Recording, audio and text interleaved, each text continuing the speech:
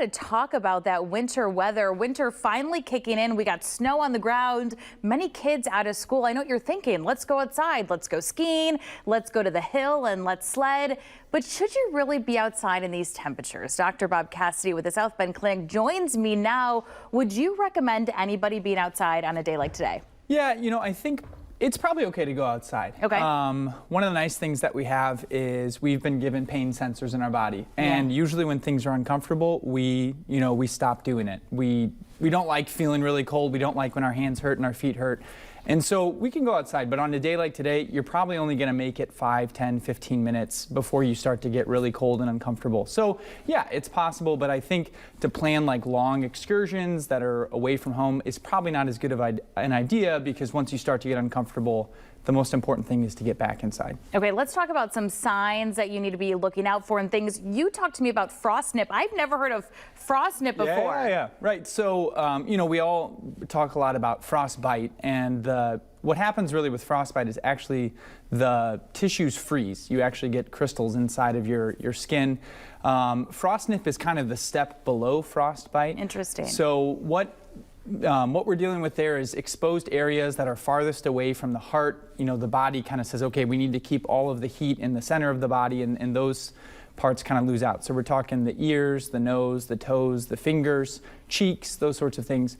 So signs of frostnip would be that those areas start to get red, they start to hurt, they might be a little bit tingly or numb. And that's, those are kind of the first signs to look out for with those problems. Okay, and then there's some treatment. What do you do? Just basically cover up your skin, or what? Yeah, the most important thing, as the weather folks can tell us, wind makes everything worse. So if these areas are exposed to the wind, they're going to get cold faster. So we want to make sure every single part of the body is covered up if we can. If you do start to think that you're getting some frostnip, again, that's the step before frostbite. The most important part is just to get out of the cold now. That's the time to go back inside. If you do, think your child has frostnip, you want to, get them inside, get them in dry clothes, put some warm compresses on those areas. You really don't want to rub those areas or submerge them in hot water, because if they're numb, they may not be able to tell that you're actually causing pain. But once you get that done, they should warm up and be doing better.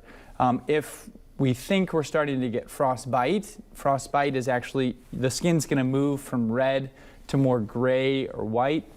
It's still going to be numb. You may have some blisters. Wow. And the skin can kind of get like a hardened feeling to it. At that point, it's probably worth calling the doctor. So the majority of our kids, if they do go outside, frostnip is probably what we would experience and want to go inside. Right, exactly.